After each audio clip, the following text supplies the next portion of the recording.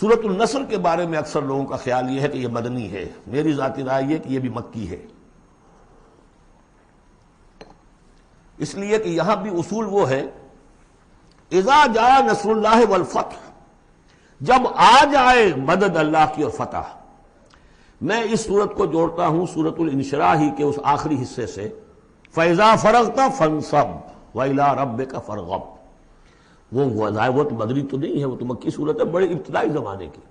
یہ تو خبر دی جا رہی ہے کہ ایک وقت آئے گا، اور پیش کی خبر دی گئی محمد رسول اللہ صلی اللہ علیہ وسلم کو، ایک وقت آئے گا آپ اپنے مشن میں کامیاب ہو جائیں گے اور فارغ ہو جائیں گے۔ فَإِذَا فَرَغْتَ فَانصَبْ وَإِلَىٰ رَبِّكَ فَارْغَب۔ اسی رنگ میں یہ بھی ہے اذا جاء نصر اللہ والفتح، جب آ جائے مدد اللہ کی اور فتح، وَرَأَيْتَ النَّاسَ يَدْخُلُونَ فِي دِينِ اللَّهِ أَفْوَاجًا، اور آپ دیکھ لیں لوگوں کو داخل ہوتے ہوئے اللہ کے دین میں فوج در فوج، فَسَبِّحْ بِحَمْدِ رَبِّكَ وَاسْتَغْفِرْ، تو پھر اس وقت آپ ہمہ تن اپنے رب کے استغفار اور تحمید میں لگ جائیے گا۔ ابھی تو یہ مشقتیں جھیلنی ہیں، ابھی تو یہ رسالت کے فرائض، آگے بڑھ کر جو مدنی دور میں جنگیں آنی ہیں، جو سخت مراحل آنے ہیں، ابھی آپ کو یہ جھیلنے ہوں گے۔ انہ کان توابا، یقیناً اللہ تعالیٰ بہت توبہ کو قبول فرمانے والا ہے۔ ان میں چونکہ قرآن مجید میں جو مختلف مصاحف ہیں اس میں جو چیز لکھا ہوتی ہے اوپر کہ یہ مکی ہے یہ مدنی ہے، تو لوگ سمجھتے ہیں شاید یہ کہ بالکل جو سمجھیے کہ طے شدہ چیزیں ہیں، حالانکہ کم صورتیں قرآن مجید کی جو بڑی بڑی صورتیں ان کے بارے میں تو تیقن کے ساتھ معلوم ہے، لیکن یہ کہ بعض جو چھوٹی صورتیں ان کے بارے میں بہت سے اقوال آپ کو تفسیر کی کتابوں میں مل جائیں گے۔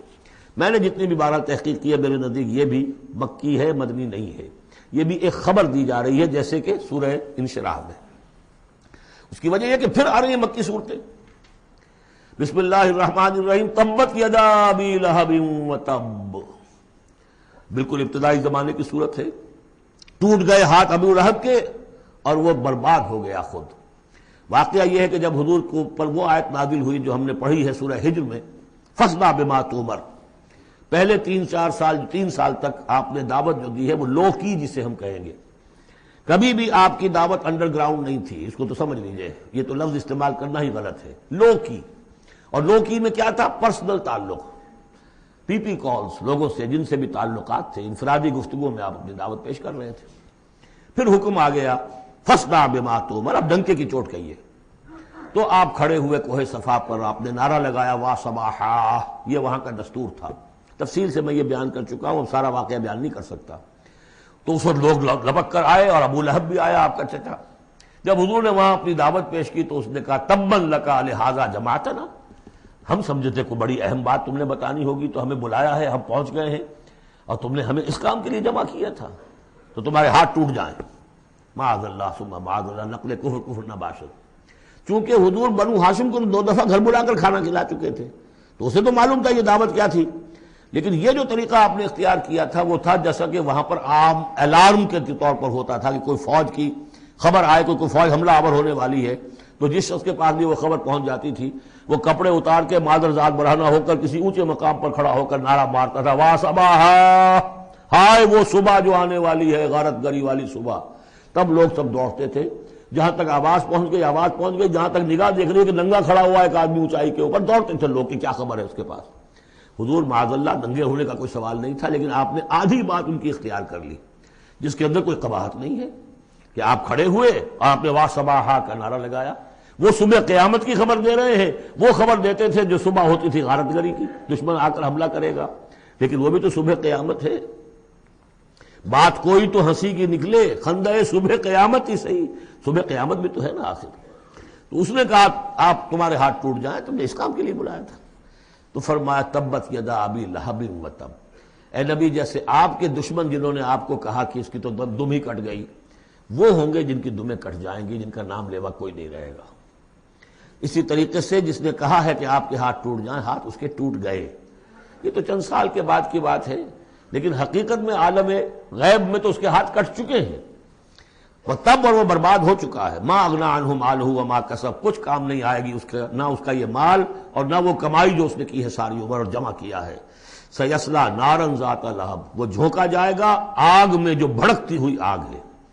اور لہب کا لفظ جو ہے اس کے اپنے نام میں بھی شامل تھا، یہ صنعت لفظی کہلائے گی۔ ابو لہب کیونکہ وہ بہت ہی سرخ و سفید رنگت کا، بہت جیسے کہ انگارے جیسا اس کا رنگ تھا، اور آنکھیں بھی بڑی بڑی تھی، نہایت حسین و جمیل انسان تھا، اور اس کی بیوی بھی ام جمیل تھی، بہت ہی خوبصورت عورت تھی، اور یہ دونوں جو ہے یہ سمجھیے کہ بڑی ایلیٹ کلاس تھی اس معاشرے کی، اس کے پاس منصب تھا، یہ خزانہ وزیر خزانہ تھا حرم کا، چنانچہ اس کے بارے میں مشہور تھا کہ اس میں سے اس نے سونے کے بنے ہوئے ہرن چرا لیے ہیں، اخلاقی طور پر اس کا جو ہے وہ بدنامی اس درجے کی تھی، لیکن یہ کہ حرم کا خزانہ جو تھا وہ اس کی تحویل میں تھا، تو بڑا اونچا منصبدار تھا، تو اس کے لیے یہ کہا کہ جیسے یہ دہکتا ہوا انگارہ ہے، اس کو رنگ ہم نے دیا ہے، ایسی ہی دہکتی ہوئی آگ میں ہم اس کو جھونکیں گے، وامرأتہ، اور اس کی بیوی کو بھی۔ کیوں؟ یہ بھی اتنی ہی دشمن تھی حضور کی جتنا کہ ابو لہب دشمن تھا حضور کا، بلکہ یہ کہنا مشکل ہے کہ بیوی زیادہ دشمن تھی یا یہ کہ یہ شوہر زیادہ دشمن تھا، دونوں۔ اور میں بتا چکا ہوں آپ کو سورہ تحریم میں جو تین مثالیں آئی تھی، بہترین عورت بدترین مرد کے گھر میں، فرعون کی بیوی آسیہ، بدترین عورتیں بہترین لوگوں کے گھر میں، بیوی حضرت نوح کی اور بیوی حضرت لوط کی، ایک وہ جو نیک سرشت تھی اور نبی کی گود میں پلی، وہ حضرت مریم سلام علیہا، اور یہ بدترین شوہر اور بدترین بیوی۔ وامرأتہ حمالۃ الحطب، جو اٹھانے والی ہوگی ایندھن کو۔ عام طور پر لوگ سمجھتے ہیں کہ وہ بخیل تھی، وہ ایندھن لے کے آیا کرتی تھی، یہ بات نہیں تھی، وہ بڑی اس معاشرے کی جو ہے وہ بڑی، جس کو آپ فرسٹ لیڈی کہتے ہیں، اس طرح کی خاتون تھی۔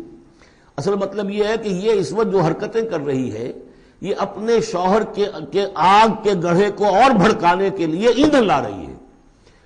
فی جیدہا حبل من مسد، اس کے گلے میں جو یہ ہار پڑا ہوا ہے موتیوں کا، حقیقت میں یہ اس رسی کے مانند ہے جس رسی کے اوپر یہ اب جائے گی آخرت کے اندر، تو وہ لا کر ایندھن اس پر، اور جہاں شوہر جل رہا ہوگا وہاں پہ اس کو ڈالے گی اور دہکائے گی اس آگ کو۔ یہ ہے مراد اس سے کہ در حقیقت وہ اٹھائے گی وہاں حطب لکڑیاں، اور فی جیدہا حبل من مسد، اس کے گلے کے اندر یہ جو ہار ہے یہی اس کی رسی بن جائے گا۔ سورۃ الاخلاص قرآن حکیم کی عظیم ترین سورت، جس کو حضور نے فرمایا ثلث قرآن، تہائی قرآن کی مساوی ہے، توحید باری تعالیٰ پر جامع ترین سورت، مختصر ترین اور جامع ترین۔ قل هو اللہ احد، کہہ دیجئے وہ اللہ ایک ہے نہیں، تنہا ہے۔ ایک کے لیے لفظ واحد ہے، واحد سے تو اسنان ثلاثہ شروع ہو جاتی ہے، اکیلا، دی موسٹ یونیک پرسن۔ قل هو اللہ احد، تنہا ہے، اللہ الصمد، باقی تمام مخلوقات کا وہی مرجع ہے۔ سمد کہتے ہیں بڑی چٹان کو جس کا سہارا لیتے تھے لڑنے کے وقت، کہ پیچھے چٹان اچھی ہو تاکہ پیچھے سے دشمن جو ہے حملہ نہ کر سکے۔ پھر یہی لفظ آ جاتا تھا سرداروں کے لیے کہ جن کی طرف رجوع کرتے تھے لوگ۔ تو یہ کہ اصل میں اللہ تو ہے خود بخود قائم ہے، اپنے بل پر قائم ہے، کسی نے بنایا نہیں اسے، اس کی حیات مستعار نہیں ہے، اس کی حیات اپنی، اس کا علم اپنا۔ باقی جو بھی کائنات کے اندر مخلوقات ہیں وہ سب اس کی بدولت ہے، لا یحیطون بشیء من علمہ الا بما شاء، ان کا وجود بھی اللہ کا عطا کردہ، انہیں حیات بھی مستعار ہے، مانگی ہوئی ہے، عمر دراز مانگ کے لائے تھے 4 دن، اور وہ مانگی ہوئی زندگی ہے، جب چاہے گا لے لے گا ہم سے، ہماری زندگی اپنی تو نہیں ہے، لیکن یہ کہ باقی تمام مخلوقات کو تھامے ہوئے ہے۔ اور یہ وہی ربط و تعلق ہے جو میں نے آپ کو بتایا تھا اسم اعظم، جو الحی القیوم، خود زندہ اور باقی سب کو تھامے ہوئے، کل کائنات اس کی توجہ کی وجہ سے قائم ہے۔ لم یلد ولم یولد، نہ اس نے جنا اور نہ وہ جنا گیا، نہ اس کے کوئی ماں باپ، نہ اس کی کوئی اولاد، نہ اس کی کوئی جوڑی، مت جورو اور بیوی، مت اتخذ صاحبۃ ولا ولدا، یہ ہم پڑھ چکے ہیں قرآن۔ اس اعتبار سے نفی ہو گئی کہ کچھ لوگوں نے اس کے لیے بیٹیاں تجویز کر دی، فرشتوں کو خدا کی بیٹیاں بنا دیا، کچھ لوگوں نے جو ہے اس کے لیے بیٹے بنا دیا، حضرت مسیح کو بنا دیا، اور حضرت عزیر علیہ السلام کو بنا دیا یہودیوں نے سب نے نہیں، کچھ ان کی فرقوں نے وغیرہ وغیرہ۔ لیکن یہ کہ اس کا معاملہ یونیک ہے، نہ اس نے کسی کو جنا نہ وہ کسی سے جنا گیا۔ وَلَمْ يَكُنْ لَهُ كُفُوًا أَحَدٌ، اور نہیں ہے اس کا کوئی بھی، اب کفو جو کہتے ہیں برابری کا، کسی حیثیت سے اس کے برابر، کفو، ہم پلہ، ضد، ند، مثل، مثال، مثیل، کوئی نہیں۔ کوئی اس کا ہم پلہ نہیں ہے، کوئی اس کا ہم رتبہ نہیں ہے، کوئی اس کا کفو نہیں ہے۔ آخری دو صورتیں یہ گویا کہ قرآن مجید کے اختتام پر دو پہرے دار ہیں۔ یہ دو صورتیں ہیں کہ جو اصل میں مدنی صورتیں ہیں، نازل ہوئی ہیں مدینہ منورہ میں، اور ان کا زمان نزول کے اعتبار سے شان نزول بھی ہے کہ ان کا حضور پر ایک مرتبہ جادو کیا گیا تھا، تو اس جادو کے اثرات کو زائل کرنے کے لیے یہ آیات پھر اتری ہیں، اور حضور نے پھر جب ان کی بات بار بار تلاوت کی ہے تو وہ جادو کے اثرات، ایک یہودی نے کیا تھا جادو آپ پر، جس سے آپ کچھ چیزیں بھول جاتے تھے، کافی آپ کو دیر کو تکلیف رہی ہے۔ صحیح بخاری کے اندر یہ روایت موجود ہے۔ ہمارے جدید کچھ ریشنلسٹ ہیں اور جو خاص طور پر منکرین حدیث ہیں، وہ سمجھتے ہیں کہ اس میں تو توہین ہے رسول کی کہ جادو کا اثر ہو سکتا ہے۔ رسول بھی اس اعتبار سے بشر ہوتے تھے، تلوار کا اگر کاری زخم پڑا ہے تو خون نکلا ہے، اور خون نکل گیا ہے تو زوفتاری ہوا ہے، زوفتاری ہوا تو بے ہوشی بھی ہوئی ہے۔ یعنی یہ جسم جو ہے ان کا، اس کے اعتبار سے جو بھی بخار آپ کو چڑھا ہے، بخار میں تکلیف ہوئی ہے، عالم نزع میں نہایت شدید تکلیف ہوئی ہے، تو اس حوالے سے یہ نہ سمجھیے کہ وہ بشریت کے جو لوازم ہے وہ ختم ہو جاتے ہیں، لیکن اللہ تعالیٰ کی طرف سے انہیں ایک مقام ملا ہے، ایک عصمت ملی ہے، ایک بزرگی ہے، وہ اپنی جگہ پر ہے۔ تو جادو کا وہ واقعہ بالکل صحیح ہے جو ہوا ہے، لیکن اس کے لیے اب یہ دو صورتیں ہیں، اور یہاں خاص طور پر نوٹ کر لیجئے کہ یہ معوذتین، یہ ایک صورت بھی ہو سکتی تھی، لیکن قرآن حکیم میں جو عام مزاج ہے کہ صورتیں جوڑوں جوڑوں کی شکل میں ہے، تو دو حصوں میں تقسیم کر دیا۔ اور اس کی تقسیم کیا ہے؟ ایک وہ چیزیں ہیں جو انسان پر باہر سے حملہ آور ہوتی ہیں، اور ایک چیز وہ ہے جو انسان کے اپنے اندر سے حملہ آور ہوتی ہے۔ ان دونوں کو دو علیحدہ چیزوں میں رکھ کر اور سکھایا گیا ہمیں کہ تم ہمیشہ اللہ کی پناہ طلب کرتے رہا کرو ان چیزوں کے اثرات سے، ان چیزوں کے اثرات بد سے اپنے آپ کو بچانے کے لیے۔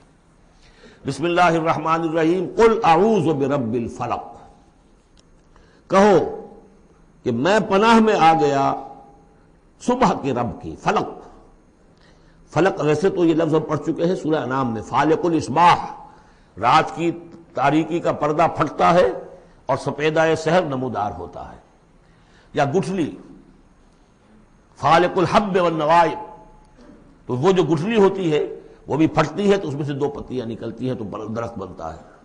اس اعتبار سے فلق سے مراد یہاں صرف صبح نہیں ہے، بلکہ جو اگلی صورت میں آ رہا ما خلق، جو بھی کچھ اس کائنات میں اس نے پیدا کیا ہے در حقیقت وہ عدم کا پردہ چاک کر کے اس کو وجود بخشا ہے۔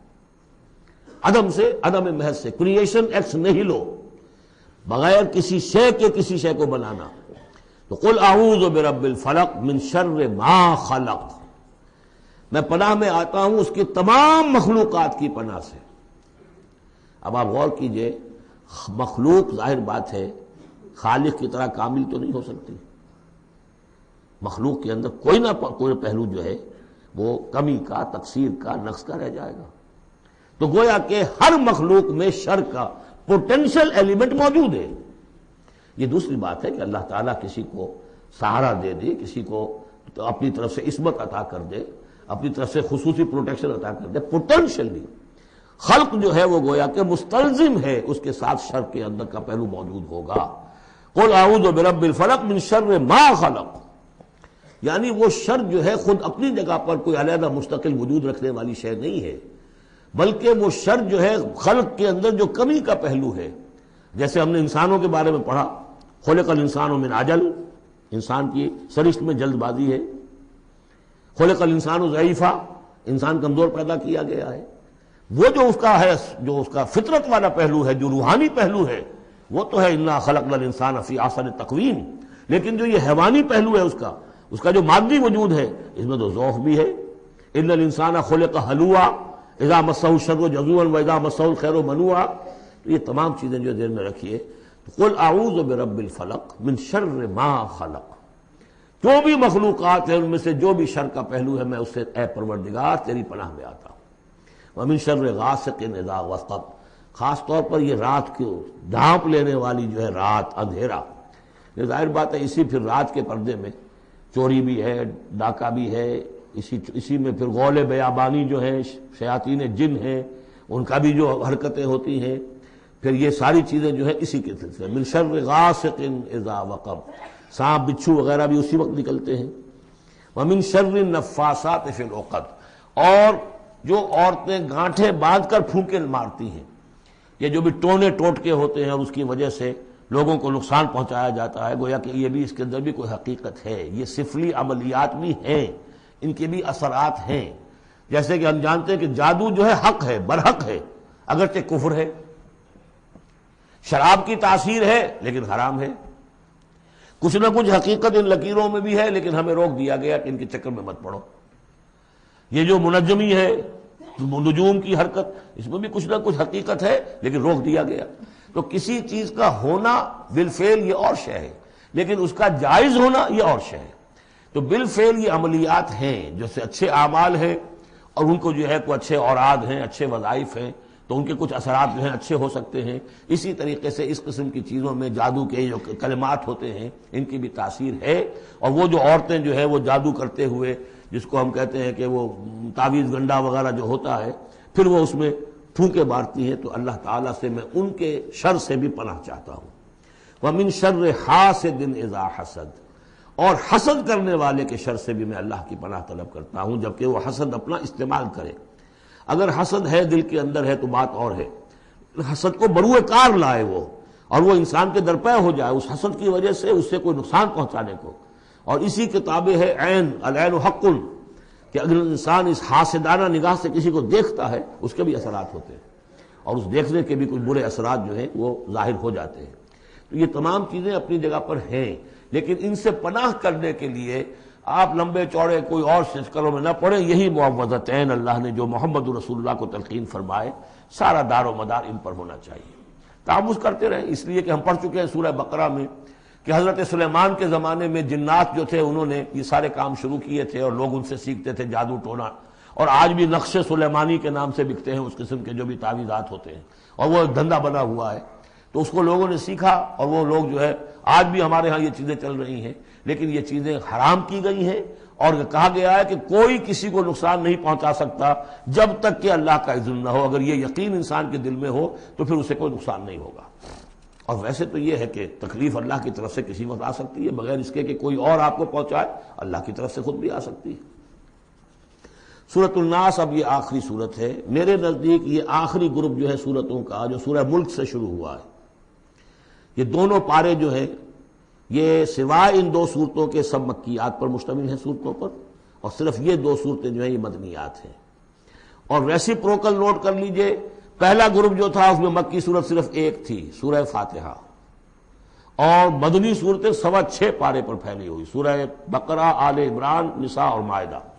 اس کے بالکل برعکس ریسیپروکل نسبت یہاں ہے کہ یہاں پر یہ دو صورتیں ہیں چھوٹی چھوٹی، باقی دونوں پارے جو ہیں سب کی مکی صورتوں پر مشتمل ہیں. اور اس آخری صورت کا جوڑ مل جائے گا پہلی صورت کے ساتھ، یہ بھی میں آپ کو بتا دوں گا.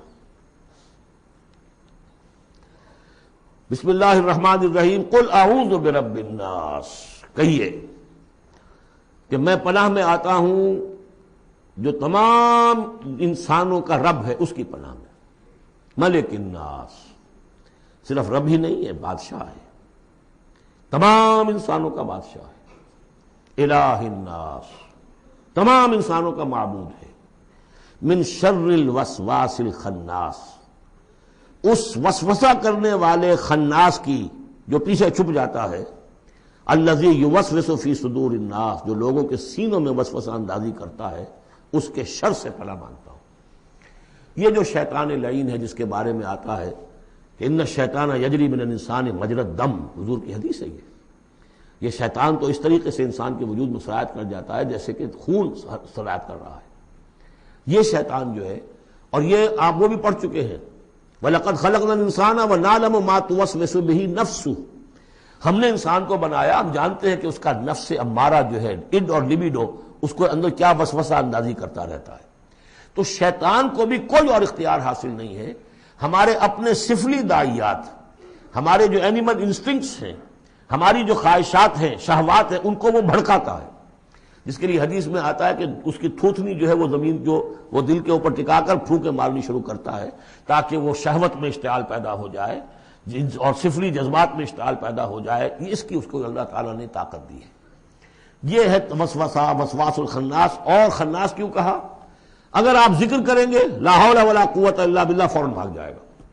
تو ذکر سے جب دل خالی ہوتا ہے، دل میں اگر اللہ کی یاد نہیں ہے تو شیطان آئے گا، تھوتنی ٹکائے گا اور پھونکے مارے گا۔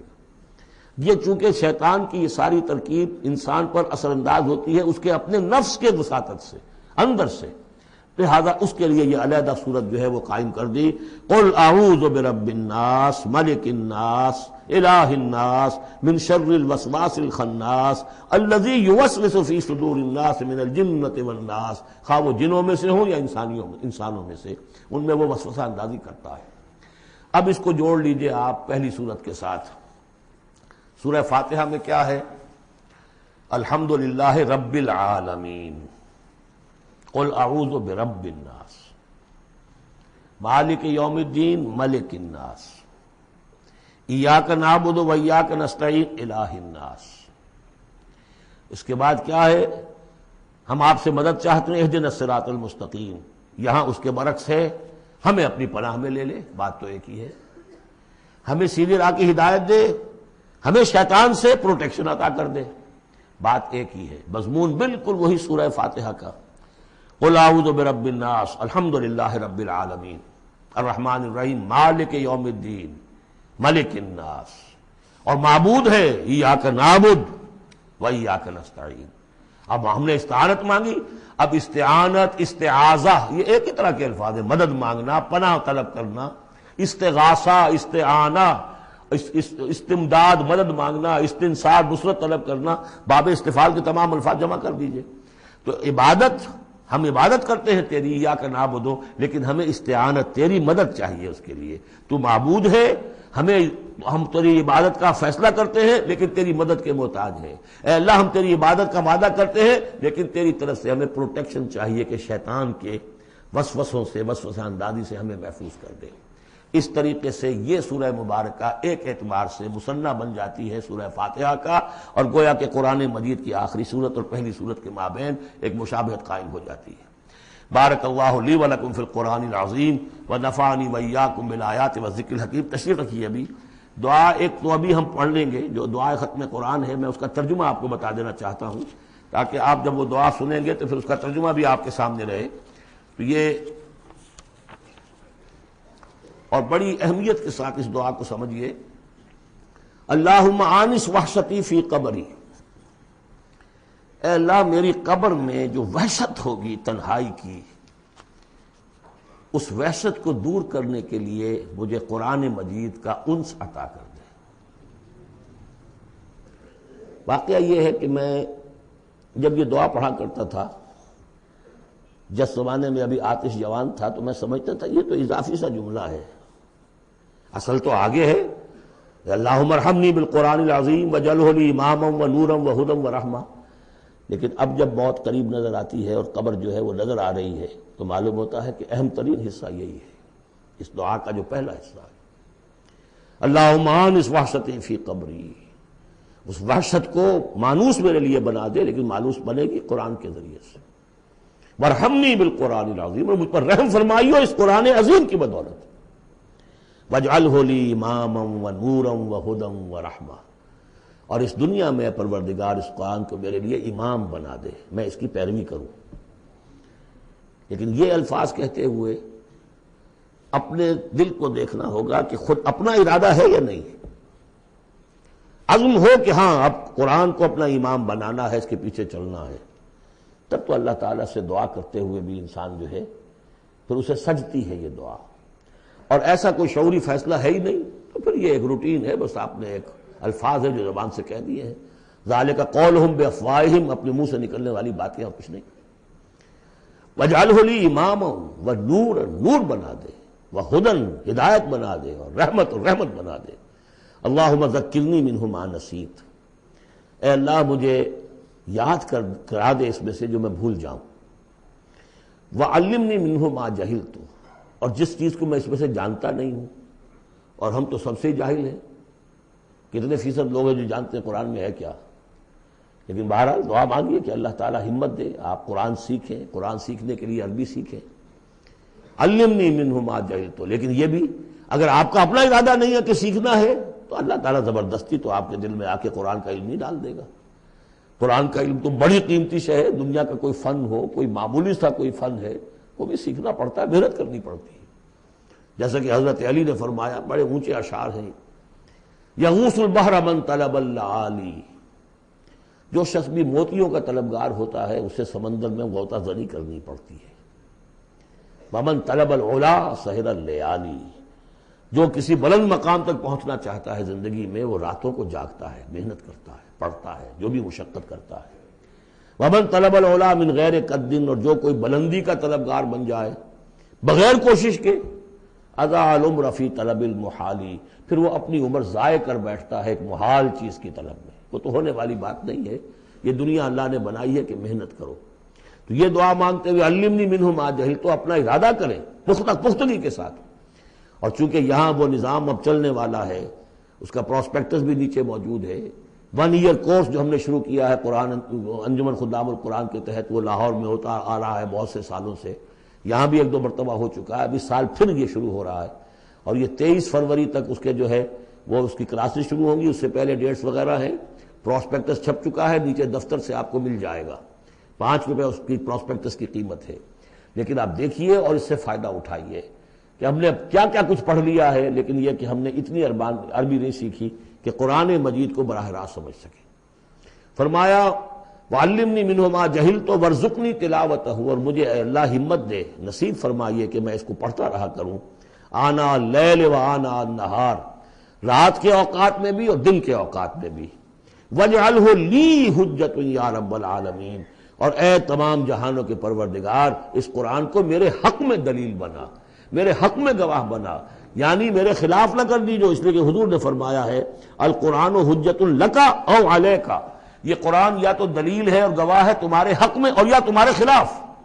اگر قرآن کو پڑھو گے جیسے کہ پڑھنے کا حق ہے، سمجھو گے جیسے سمجھنے کا حق ہے، عمل کرو گے جیسے عمل کرنے کا حق ہے، اور اس کو دنیا تک پہنچاؤ گے جیسے کہ پہنچانے کا حق ہے، تو یہی قرآن تمہارا شافع بن کر کھڑا ہوگا، یہی تمہارے حق میں گواہی دے گا۔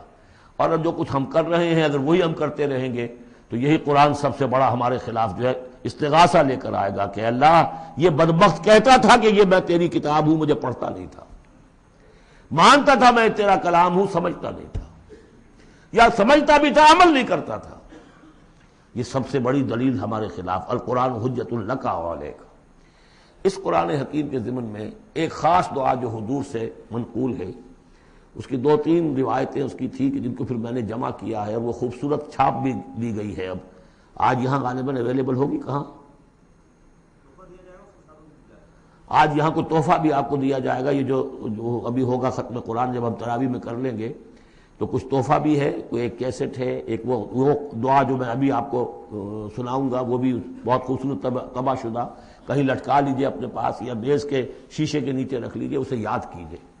لیکن اس دعا میں جو کوٹ کوٹ کر بھرا ہوا ہے، حضور کی جو عاجزی ہے، بندگی ہے اللہ کے سامنے، جس طرح اپنے آپ کو انہوں نے، جیسے امام ابن تیمیہ کا قول میں نے آپ کو سنایا ہے کہ عبادت کیا ہے، غایت الحب مع غایت الذل والخضوع، ہر درجے میں انسان اپنے آپ کو اللہ کے سامنے بچھا دے کہ میں کچھ نہیں ہوں، اے اللہ تجھ سے سوال کر رہا ہوں۔ وہ دعا کیا ہے؟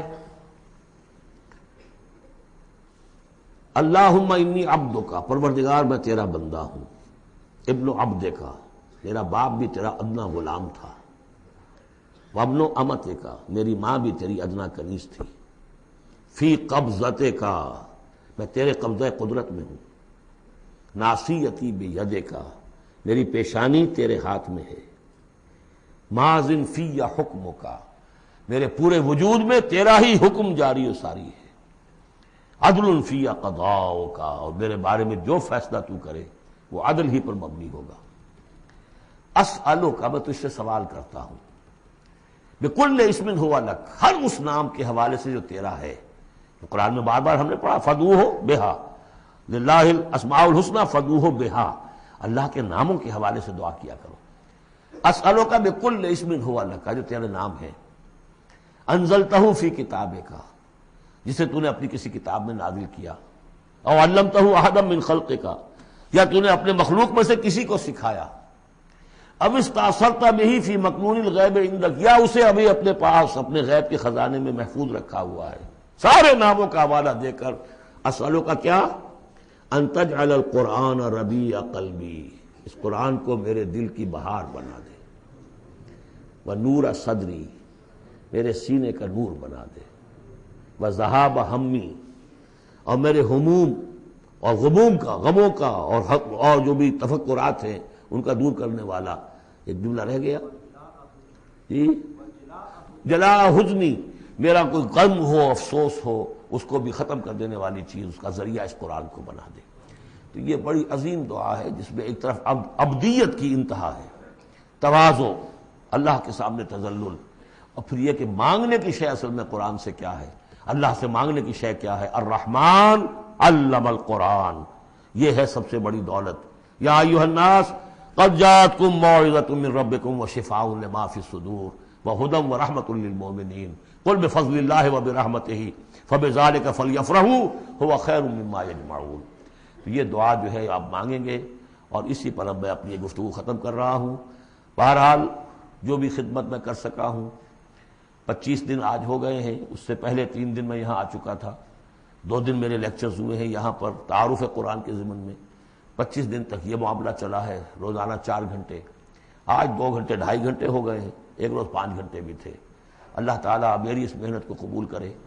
اس دفعہ میں نہیں سمجھتا تھا کہ میں یہ کر سکوں گا، بڑی ڈرتے ڈرتے میں نے اپنے اس خواہش کا اظہار کیا تھا، اللہ سے دعا کی تھی، اس لیے کہ صحت بہت خراب چل رہی تھی، لیکن بہرحال اللہ نے ہمت دی ہے۔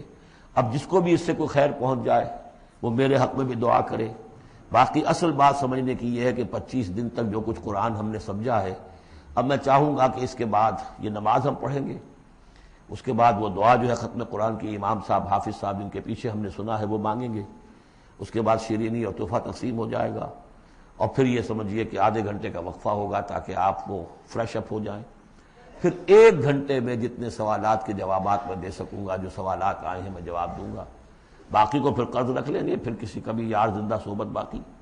اور پھر جو ہے مجھے آپ سے آخری گفتگو کرنی ہے، اور مجھے بتانا ہے کہ دین کا کوئی کام جو میں کر رہا ہوں کس نہج سے کر رہا ہوں، اس کے کون کون سے شعبے ہیں، کس کس سے آپ کس طور سے متعلق ہو سکتے ہیں، اس میں میری دعوت کیا ہے، میرے دست و بازو بنے تو، اور اپنے طور پر کریں تو، اللہ تعالیٰ کے دین کے لیے۔ اب یہ سارا کچھ قرآن سننے کے بعد بھی ایسا نہیں ہونا چاہیے کہ ہماری زندگی وہیں رہ جائے، اسی رخ پر رہ جائے کہ جو اس رمضان کی آمد سے قبل تھی۔ بارک اللہ لی ولکم فی القرآن العظیم ونفعنی وإیاکم بالآیات والذکر الحکیم۔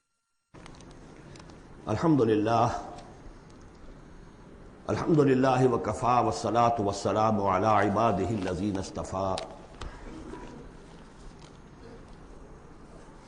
خصوصاً علی افضلہم وخاتم النبیین محمد الامین وعلی آلہ وصحبہ اجمعین۔ اما بعد فقد قال اللہ تبارک وتعالی کما ورد فی سورۃ الانفال، اعوذ باللہ من الشیطان الرجیم، بسم اللہ الرحمن الرحیم، یا ایھا الذین آمنوا استجیبوا للہ وللرسول اذا دعاکم لما یحییکم وَاعْلَمُوا أَنَّ اللَّهَ يَحُولُ بَيْنَ الْمَرْءِ وَقَلْبِهِ وَأَنَّهُ إِلَيْهِ تُحْشَرُونَ وَاتَّقُوا فِتْنَةً لَا تُصِيبَنَّ الَّذِينَ ظَلَمُوا مِنكُمْ خَاصَّةً وَاعْلَمُوا أَنَّ اللَّهَ شَدِيدُ الْعِقَابِ وَاذْكُرُوا إِذْ أَنْتُمْ قَلِيلٌ مُسْتَضْعَفُونَ فِي الْأَرْضِ تَخَافُونَ أَنْ يَتَخَطَّفَكُمُ النَّاسُ فَآوَاكُمْ وَأَيَّدَكُمْ بِنَصْرِهِ وَرَزَقَكُمْ مِنَ الطَّيِّبَاتِ لَعَلَّكُمْ تَشْكُرُونَ يَا أَيُّهَا الَّذِينَ آمَنُوا لَا تَخُونُوا اللَّهَ وَالرَّسُولَ وَتَخُونُوا أَمَانَاتِكُمْ وَأَنْتُمْ تَعْلَمُونَ وَاعْلَمُوا أَنَّمَا أَمْوَالُكُمْ وَأَوْلَادُكُمْ فِتْنَةٌ وَأَنَّ اللَّهَ عِندَهُ أَجْرٌ عَظِيمٌ صدق اللہ العظیم۔ رب اشرح لي صدري ويسر لي امري واحلل عقدة من لساني يفقهوا قولي۔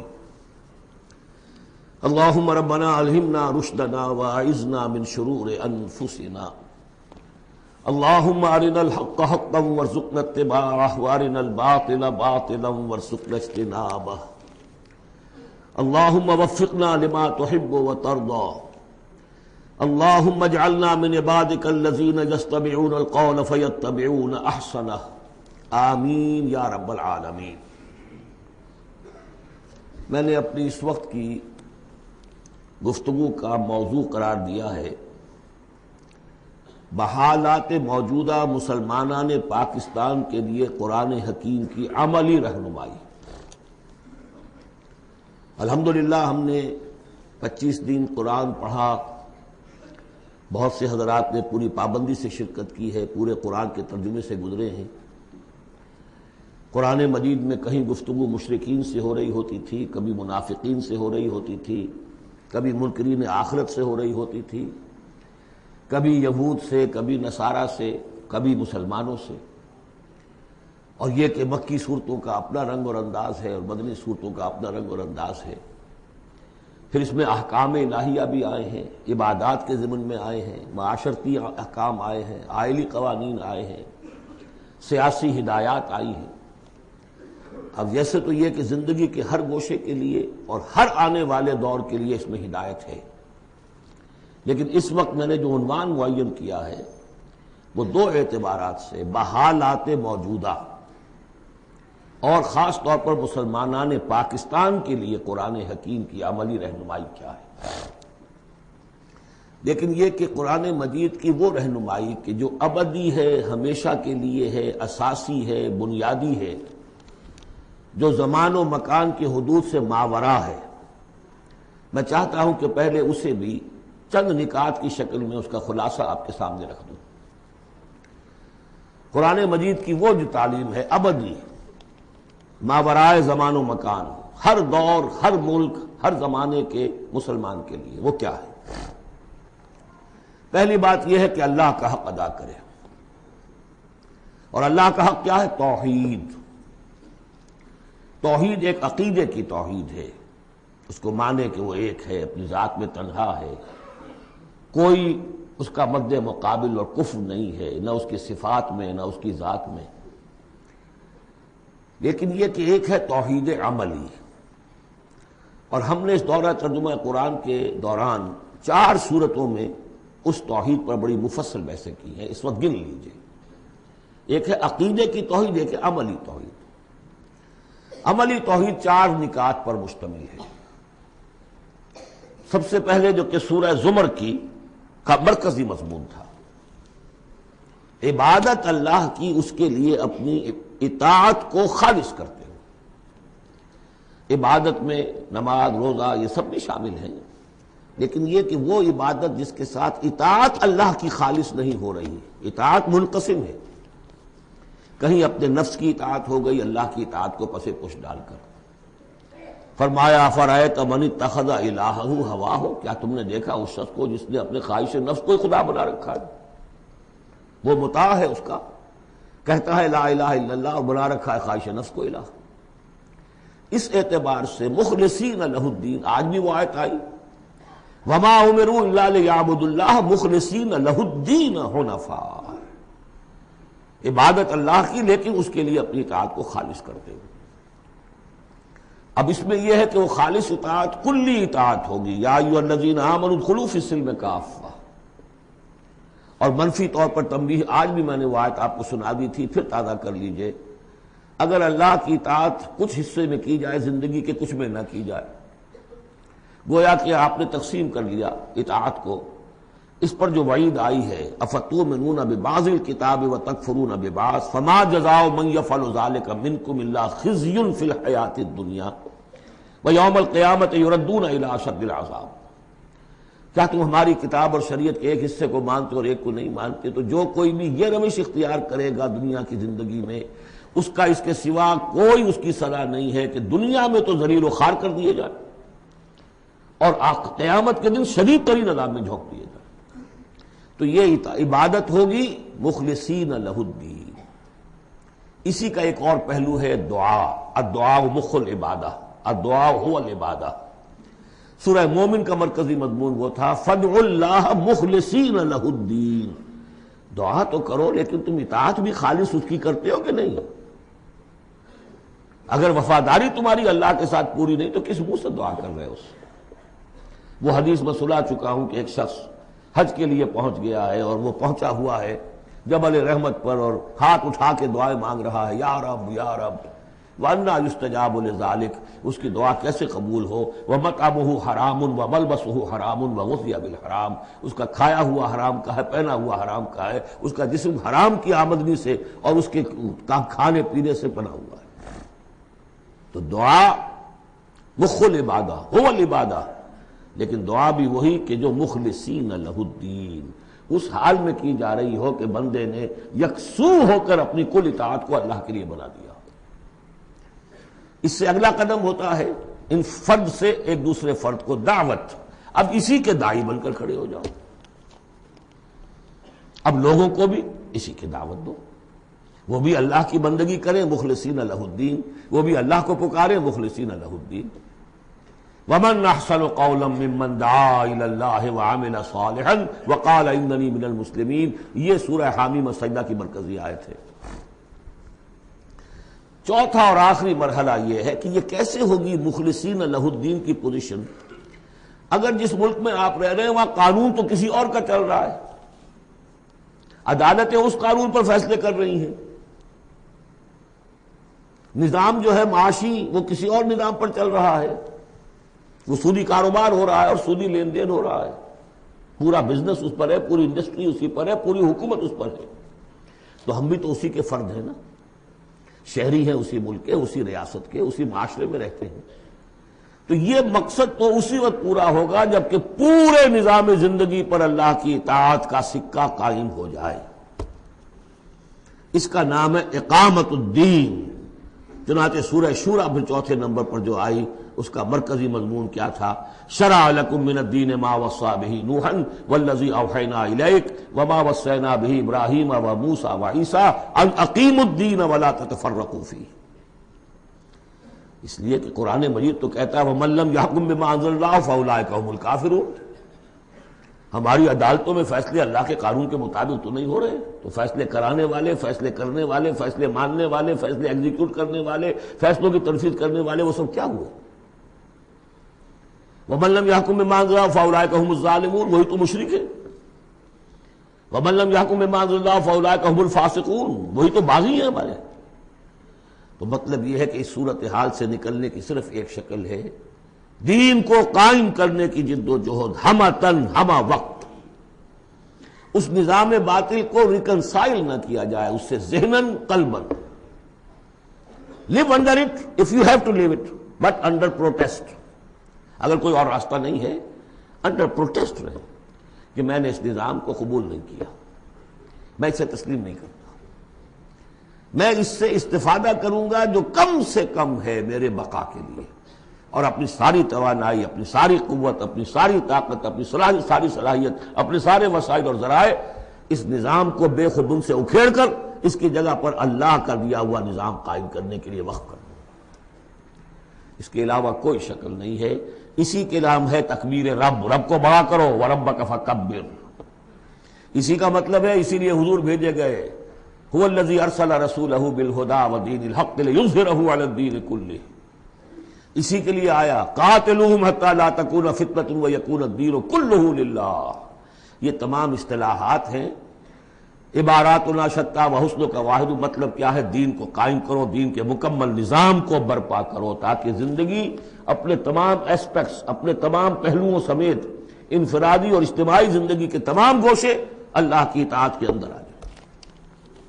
اس کے بغیر اللہ کا حق ادا نہیں ہو سکتا۔ پہلا کام ہے اللہ کا حق ادا کرنا، اسی لیے فرمایا وما خلقت الجن والانس الا لیعبدون، لیکن اس عبادت کے یہ لوازم ہیں، فاعبدوہ مخلصین لہ الدین، فادعوہ مخلصین لہ الدین، اسی کی دعوت دوسروں کو دو، ادعو الی سبیل ربک بالحکمۃ والموعظۃ الحسنۃ وجادلہم باللتی احسن، اور اللہ کے دین کو بتمام و کمال قائم کرنے کے لیے تن من دھن لگا دو۔ اب آئیے اللہ کے بعد دوسرا حق ہم پر ہے رسول کا صلی اللہ علیہ وسلم، جن کی بدولت ہمیں یہ ہدایت نصیب ہوئی، ہمارے ماں باپ کو ان کے ماں باپ سے ملی، ان کو ان کے ماں باپ سے ملی، اس میں حضور صلی اللہ علیہ وسلم کی محنتیں ہیں، آپ کے صحابہ کی، محمد رسول اللہ والذین معہ کیسی کیسی مشقتیں جھیلی ہیں، تب یہ دین پھیلا تھا اور تب یہ دین غالب ہوا تھا۔ ان کا کیا حق ہے ہمارے اوپر؟ ویسے میں ساری حقوق تو یہاں بیان نہیں کر سکتا، لیکن ایک بات جان لیجئے کہ چونکہ محمد صلی اللہ علیہ وسلم بھیجے گئے تمام دنیا کے لیے اور قیامت تک کے لیے انسانوں کے لیے رسول، 5 مرتبہ آیا ہے، جن میں سب سے نمایاں آیت یہ 2 آیتیں تو اکثر لوگوں کو یاد ہوں گی، وَمَا أَرْسَلْنَاكَ إِلَّا رَحْمَةً لِّلْعَالَمِينَ وَمَا أَرْسَلْنَاكَ إِلَّا كَافَّةً لِّلنَّاسِ بَشِيرًا وَنَذِيرًا۔ اب نبی صلی اللہ علیہ وسلم نے بنفس نفیس اپنی رسالت کے فرائض ملک عرب اور قوم عرب کی حد تک تو پورے کر دیے، باقی دنیا کے لیے اس وقت بھی اور آنے والے ہر انسان کے لیے یہ فریضہ رسالت امت کے کندھے پر ڈال گئے، جبکہ آخری حج میں گواہی لے کر الا هل بلغت اور جواب مل گیا انا نشهد انک قد بلغت وادیت وامان، اس نصحت، اور اس کے بعد آپ نے فرمایا اب یہ بوجھ میرے کندھے سے تمہارے کندھے پر آ گیا۔ تو اگر ہم امتی ہیں تو مقروض ہیں محمد کے صلی اللہ علیہ وسلم، اگر یہ خواہش ہے کہ ان کی شفاعت ملے تو ان کا حق ادا کرنا ہوگا۔ وَكَذَلِكَ جَعَلْنَاكُمْ أُمَّةً وَسَطًا لِتَكُونُوا شُهَدَاءَ عَلَى النَّاسِ وَيَكُونَ الرَّسُولُ عَلَيْكُمْ شَهِيدًا۔ اس کے کم سے کم 2 تقاضے۔ پہلا تقاضا تو قرآن کی تبلیغ کر دینا ایک ایک فرد نوع بشر کو اس امت کے ذمے ہے۔ اگر قرآن پہنچایا نہیں تو محمد کی رسالت کا پیغام ان تک نہیں پہنچا، امت کیا جواب دے گی قیامت کے دن؟ اے اللہ، ان کے حوالے تھا کام، یہ قرآن کے کسٹوڈینز تھے۔ حضور نے فرمایا تھا فَلْيُبَلِّغِ شَاهِدُ الْغَائِبَ، میں تمہیں قرآن دے کر جا رہا ہوں، قَدْ تَرَكْتُ فِيكُم مَّا إِنْ اعْتَصَمْتُم بِهِ لَن تَضِلُّوا أَبَدًا، اب پہنچاؤ اسے۔ تو ایک تو ہے قرآن کا پہنچانا، اور دیکھیے وہ یاد کر لیجیے سورہ نام کی آیت اوحی الی ھذا القرآن لانذرکم بہ ومن بلغ، یہ قرآن مجھ پر وحی کیا گیا تاکہ تمہیں بھی خبردار کر دوں، اور جن تک یہ قرآن پہنچ جائے اس تک گویا کہ میرا انذار پہنچ جائے گا، لیکن پہنچائے گا کون؟ میرا امت ہی پہنچائے گا۔ نمبر 2، یہ جو پہنچانے کا اور یہ جو حضور کا قرض ہم پر ہے، ہمارے کندھے پر، اجتماعی سطح پر اس کا کم سے کم تقاضا یہ ہے کہ دنیا کے کسی ایک سائزیبل ملک میں وہ پورا نظام قائم کر کے دکھا دیا جائے عملاً، تاکہ دنیا دیکھ لے کہ یہ کوئی یوٹوپیا نہیں ہے، یہ خیالی جنت نہیں ہے، دیکھ لے کہ اس کی برکات کیا ہے، دیکھ لے کہ کس طرح کا معاشرہ وجود میں آتا ہے، کیسا معاشی انصاف ہوتا ہے، کیسی حریت کا جو ہے یہاں پر مظاہرہ ہے، مادر پدر آزادی نہیں لیکن حریت ہے، وہ کمیونزم والی مساوات نہیں، لیکن سب کی تمام بنیادی ضرورتوں کی کفالت کی ذمہ داری ہے۔ کہ حضور نے حضرت عمر نے فرمایا کہ اگر کوئی کتا بھی بھوکا مر گیا دجلہ و فرات کے کنارے تو عمر ذمہ دار ہوگا۔ وہ ساری خوبیاں جن کے لیے کہ انسان دوڑ رہا ہے، بھاگ رہا ہے، کبھی مشرق، کبھی مغرب، کبھی فرینچ ریولوشن، کبھی بولشوک ریولوشن، یہ سب کاہے کے لیے؟ In search of a just social order, ظلم سے، ایکسپلائٹیشن سے بچ کر کسی طریقے سے کوئی نظام ایسا ہو کہ جس میں عدل ہو، انصاف ہو، اکویٹیبل ڈسٹریبیوشن آف ویلتھ ہو۔ جب تک ہم اس کو قائم کر کے نہیں دکھا دیں گے، ہم یہ نہیں کہہ سکیں گے کہ ہم نے اللہ کے نبی کا حق ادا کر دیا۔ دنیا کہے گی یہ کہتے ضرور ہے ہمارے پاس اعلیٰ نظام ہے، اگر واقعتاً سمجھتے تو قائم نہ کرتے اپنے ہم، تو ہماری کیفیت جو ہے وہ ہمارے اس قول کی نفی کر دے گی۔ گویا کہ اللہ کا حق بھی ادا نہیں ہوتا جب تک کہ پورا نظام قائم نہ کیا جائے، اور رسول کا قرض بھی ادا نہیں ہوتا جب تک کہ اللہ کے دین کا پورا نظام قائم نہ کیا جائے۔ اب آئیے تیسرا حق ہے بندوں کا، حقوق العباد، جس کے بارے میں کہا گیا کہ اللہ تعالیٰ اپنے حقوق میں تو کوئی کمی برداشت بھی کر لے گا، معاف بھی کر دے گا، لیکن بندوں کے نہیں۔ بندوں کا حق کیا ہے؟ بندوں کا حق یہ ہے کہ انہیں عدل ملے، انصاف ملے، ان کے حقوق غصب نہ کیے جائیں۔ اس کے لیے دیکھیے قرآن مجید جو ہم نے پڑھا ہے 25 دنوں میں، کس ریپیٹیشن کے ساتھ بات آئی ہے، جو چیز کہ ہمارے ذہنوں سے نکل گئی۔ ہم نے مذہب کو بنا دیا ہے صرف آخرت کی چیز، اسلام اس دنیا کی شے ہے، ہم نے بنا دیا اسے آخرت کی شے۔ لہذا نتیجہ کیا نکلا ہے کہ لوگوں نے کہا، مارکس نے کہا religion is the opium of the masses, اب سب کچھ آخرت میں مل جائے گا، یہاں ظلم سہ لو، برداشت کر لو، سرمایہ داروں کے، جاگیرداروں کے، اور جو سرداران قبائل ہیں ان کے سب ظلم سہو برداشت کرو اور تمہیں اللہ کے ہاں آخرت میں مل جائے گا۔ قرآن کا نظریہ تو یہ نہیں ہے۔ قرآن کا ہم پڑھ چکے، سورہ آل عمران میں فرمایا اللہ خود قائما بالقسط ہے، عدل کا قائم کرنے والا۔ انبیاء کو کیوں بھیجا؟ اللہ اکبر، وہ آیت سورہ حدید کی آیت نمبر 25، لقد ارسلنا رسلنا بالبینات وانزلنا معهم الکتاب والمیزان لیقوم الناس بالقسط۔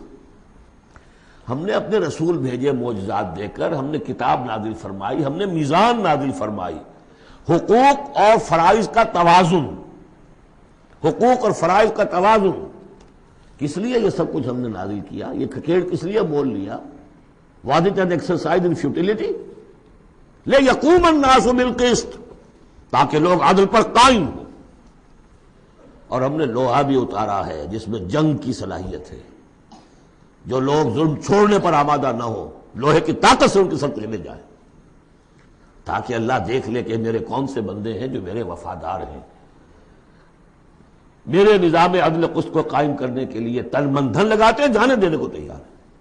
آیت نمبر 25 سورہ حدید کی، نظام عدل و قسط، انزال کتب، ارسال رسل، ان سب کا تھیم کیا ہے؟ یہاں عدل اور انصاف قائم کرنا۔ حضور سے کہہ دیا گیا، یہ سورہ شورى کی آیت یاد کر دیجیے، آیت نمبر 15، کہہ دیجئے وَأُمِرْتُ لِأَعْدِلَ بَيْنَكُمْ، دیکھو میں تمہارے مابین عدل قائم کرنے آیا ہوں۔ مسلمانوں سے کہا گیا سورہ نساء میں، یا ایھا الذین آمنوا کونوا قوامین بالقسط شہداء للہ، اہل ایمان عدل کو، قسط کو قائم کرنے والے بن کر کھڑے ہو جاؤ پوری طاقت کے ساتھ، اور اللہ کی گواہی دو، اس لیے کہ اللہ جو ہے وہ خود قائم بالقسط ہے، اس کی گواہی اسی طرح ہوگی کہ تم اس کے نظام عدل و قسط کو قائم کرو۔ یہی مضمون پھر دہرا کر سورہ مائدہ میں آ گیا، یا ایھا الذین آمنوا کونوا قوامین للہ شہداء بالقسط، کھڑے ہو جاؤ اللہ کے لیے۔ لیکن اللہ کے لیے کھڑا ہونا کیا ہے؟ اللہ کو کھانا دینا ہے، روٹی دینی ہے، کیا دینا ہے؟ اللہ کے لیے کھڑے ہو جانے کا مطلب ہے اس کے دیے ہوئے نظام عدل و قسط کو قائم کرو۔ یہ ہے دین، جس کا یہ پہلو جو ہے سرے سے نگاہوں سے اوجھل ہے۔ انسانوں کا حق ہے ان کو ظلم سے نجات دلائی جائے۔ حضور کی اپنی شان تھی، یضع عنہم اصرہم والاغلال اللاتی کانت علیہم، آ کے آپ نے دنیا کو وہ جو طوق ان کے گردنوں میں پڑے ہوئے تھے، بادشاہوں کی غلامی کے طوق، ان سے نجات دلائی ہے، سرمایہ داروں کی غلامی کے طوق، اس سے نجات دلائی ہے، سود کی جڑ کاٹ کر سرمایہ داری کی جڑ کاٹ دی، اور بادشاہ کی جڑ کاٹ کر برابر، تم سب کے سب برابر ہو، بادشاہ صرف ایک وہ ہے، سروری زیبا فقط اس ذات بے ہمتا کو ہے، حکمراں ہے ایک وہی باقی بتان عادری، یا ایھا الناس کونوا عباد اللہ اخوانا، سب کے سب اللہ کے بندے بن جاؤ، تم میں سے کوئی آقا نہیں ہے، سب کے سب بندے بن جاؤ، آپس میں بھائی بھائی بن جاؤ۔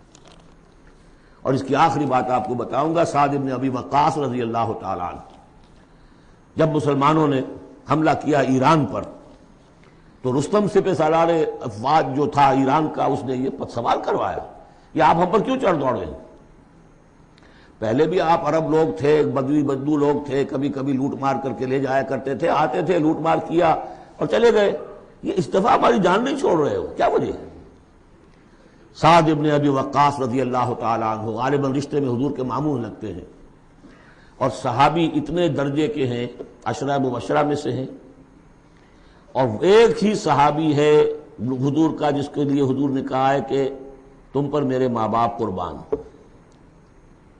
غزوہ احد میں جب حضور پر نرغہ ہوا ہے اور ہر طرف سے دشمن نے حملہ کیا ہے، یہ 7 تیر چلا رہے تھے اور روک رہے تھے دشمنوں کو، اس وقت حضور نے فرمایا، 7 تیر چلائے جاؤ، تم پر میرے ماں باپ قربان۔ یہ شان ہے ان کی۔ ان کا جواب یہ تھا کہ اس مرتبہ ہم خود نہیں آئے، لوٹ مار کرنے نہیں آئے، انا قد ارسلنا، اب تو ہمیں بھیجا گیا، we are on a mission, اللہ نے بھیجا اپنے رسول کو، اللہ کے رسول نے بھیجا ہمیں۔ And what's the mission? لِنُخْرِجَ النَّاسَ مِنْ ظُلُمَاتِ الْجَهَالَةِ إِلَى نُورِ الْإِيمَانِ، لوگوں کو نکالے جہالت اور جاہلیت کی تاریکیوں سے ایمان کی روشنی کی طرف۔ وَمِنْ جَوْرِ الْمُلُوكِ إِلَى عَدْلِ الْإِسْلَامِ، بادشاہوں کے ظلم و ستم کے پنجے سے نجات دلا کر اللہ کے نظام عدل سے، نظام خلافت راشدہ، جہاں جو اس وقت دنیا کی عظیم ترین مملکت کا جو فرما روا تھا، اس کے کپڑوں میں پیوند لگے ہوئے تھے۔ ایران سے سفیر آیا تھا دیکھنے کے لیے، اور مدینے میں پوچھا تھا حضرت عمر کے زمانہ خلافت میں، اینا ملککم، تمہارا بادشاہ کہاں ہوتا ہے؟ جواب ملا تھا لیس لنا ملک، ہمارا کوئی بادشاہ نہیں ہے، بل لنا امیر، ہمارا ایک امیر ہے۔ کہاں ہے بھائی؟ کوئی محل نظر نہیں آیا ہمیں، کہاں رہتا ہے؟ وہ گیا ہے، محل وحل تو کوئی ہے ہی نہیں، وہ گیا ہے، کچھ اونٹ جو تھے گم ہو گئے تھے بیت المال کے، بہت تلاش کیا نہیں ملے، تلاش کرنے گیا۔ وہ نظام، کوئی وجہ تھی کہ گاندھی نے 1937 میں کہا تھا، جب پہلی مرتبہ پروونشل الیکشنز ہوئے ہیں ہندوستان میں، اور فرسٹ انسٹالمنٹ دی ہے انگریزوں نے سیلف رول کی انڈینز کو، اور تقریباً پورے ہندوستان میں کانگریس کی وزارتیں بنی ہیں۔ ہریجن میں جو اس نے مقالہ لکھا تھا کہ میں آپ لوگوں کے سامنے ابو بکر اور عمر کی مثال پیش کرتا ہوں، فالو دیم۔ جادو وہ جو سر چڑھ کر بولے۔ نوٹ کیجئے، یہ تین ہیں حقوق: اللہ کا حق اقامت دین، رسول کا حق تبلیغ قرآن، اور دین کا ایک مکمل نمونہ ضرور دکھا دینا عملی شکل میں تاکہ حجت قائم ہو جائے، اور انسانوں کا حق انہیں ظلم و ستم کے پنجوں سے نجات دلا کر اور انہیں اسلام کے نظام عدل کے تحت لایا جائے۔ یہ انسانوں کا حق ہے۔ تینوں حق جا کر مل گئے ایک ہی چیز پر، جس کا نام اقامت دین ہے۔ یہ چیزیں میں نے کہی ہیں، یہ ہیں دائمی ابدی۔ ایک مسلمان اکیلا بھی کہیں ہے، اس کو بھی سمجھنا چاہیے میری ذمہ داریاں ہیں۔ شروع کرے، آج کرے، کل ایک اور آدمی مل جائے گا، دو ہو جائیں گے، ایک اکیلا دو جماعت، ایک اکیلا دو 11۔ نہیں کامیاب ہوتا کوئی بات نہیں، فرض تو وہ ہے کہ ادا کرنا ہے۔ کامیابی ناکامی 950 برس تک حضرت نوح دعوت دیتے رہے، ناکام رہے، اس معنی میں ویسے تو کامیاب وہی ہوئے، باقی قوم جو ہے ہلاک ہو گئی، لیکن اس معنی میں تو ناکام رہے، کوئی پرواہ نہیں۔ اب میں چاہتا ہوں کہ اب پاکستان کے خاص کانٹیکسٹ میں آ کر بات کروں، اور یہ گویا کہ میری گفتگو اب ایک کنٹینویشن میں ہے جو جمعے کا میرا خطاب تھا۔ پہلی بات تو یہ سمجھیے، اپنی خودی پہچان ہو غافل افغان۔ یہ پاکستان کس شے کا نام ہے؟ کیا یہ دنیا میں دوسرے جو مسلمان ممالک ہیں ویسا ہی مسلمان ملک ہے، یا اس کی کوئی خصوصی اہمیت ہے، کوئی خصوصی حیثیت ہے، کوئی امتیازی مقام اور مرتبہ ہے؟ اور یہ بھی سارا کچھ میں آپ کے سامنے رکھوں گا قرآن مجید سے۔ میں نے اس آیت کے حوالے سے سب سے پہلی بات یہ ہے کہ قیام پاکستان کا اصل جذبہ محرکہ کیا تھا، میں یہ اس سورہ مبارکہ کی آیت نمبر 26 کے حوالے سے بیان کر چکا ہوں۔ وَاذْكُرُوا إِذْ أَنْتُمْ قَلِيلٌ مُسْتَضْعَفُونَ فِي الْأَرْضِ، ذرا یاد کرو اے مسلمانوں جب تم ہندوستان میں، اب میں اس کی جو ہے تفسیر نہیں کر رہا کہ جب یہ نازل ہوئی یہ صورت اس کا کیا مطلب، اس کے الفاظ کا جو عموم ہے اس کے حوالے سے جس طرح یہ پاکستان کی تحریک کے اوپر 100% منطبق ہو رہی ہے اسے سمجھیے۔ جبکہ تم اقلیت میں تھے، مستضعفون فی الارض، تمہیں زمین میں دبا لیا گیا تھا۔ ہندو زیادہ بیدار، زیادہ سرمایہ دار، زیادہ تعلیم یافتہ، اور انگریز اس کی پشت پناہی کر رہا تھا۔ کیوں کر رہا تھا؟ کہ مسلمان سے حکومت چھینی تھی، بغاوت کا اندیشہ تھا۔ ہندو پہلے بھی غلام تھا، اس کے لیے چینج آف ماسٹرز کا معاملہ تھا، پہلے غلام مسلمانوں کا تھا، اب عیسائیوں کا ہو گیا، اسے اٹھانا تھا مسلمان کے مقابلے۔ اس سے ایک خوف پیدا ہوا کہ اگر یہ انگریز چلا جائے گا، اب تو پھر بھی رول آف پین ہے، رول آف سورڈ تو نہیں ہے اس وقت، انگریز کی کچھ نہ کچھ قانون جو ہے رول آف لا تھا، اگر یہ چلا گیا اور ملک ہو گیا آزاد دنیا کے موجودہ اصولوں کے مطابق، ون مین ون ووٹ، تو مسلمان تو بالکل ہی رحم و کرم پر ہوں گے، ان کی تہذیب، ان کا تمدن، ان کی ثقافت، ان کی زبان، ان کے معاش کو، ان کے مذہب تک کے اوپر ہندو جو ہے وہ حملہ کرے گا اور اپنی 800 سالہ جو ہے غلامی کا یا 1000 سالہ غلامی کا بدلہ چکائے گا، جس کا ظہور ہو گیا تھا اندرا گاندھی کے انفاذ سے، جو سقوط مشرقی پاکستان کے وقت اس کی زبان سے نکلے ہیں، we have ایونجڈ our 1000 years defeat، 1000 سالہ شکست کا بدلہ چکا لیا۔ یہ تھا خوف۔ وَاذْكُرُوا إِذْ أَنْتُمْ قَلِيلٌ مُسْتَضْعَفُونَ فِي الْأَرْضِ تَخَافُونَ أَنْ يَتَخَطَّفَكُمُ النَّاسُ فَآوَاكُمْ، اللہ نے تمہیں پناہ دی، پاکستان دیا، 2 ٹکڑے دیے، تم اس میں آؤ اور پناہ لو۔ وَأَيَّدَكُمْ بِنَصْرِهِ، اور اپنی نصرت سے تمہاری تائید فرمائی۔ اور رزقکم من الطیبات، اور تمہیں طیبات کا رزق دیا، لعلکم تشکرون، تاکہ تم شکر کرو۔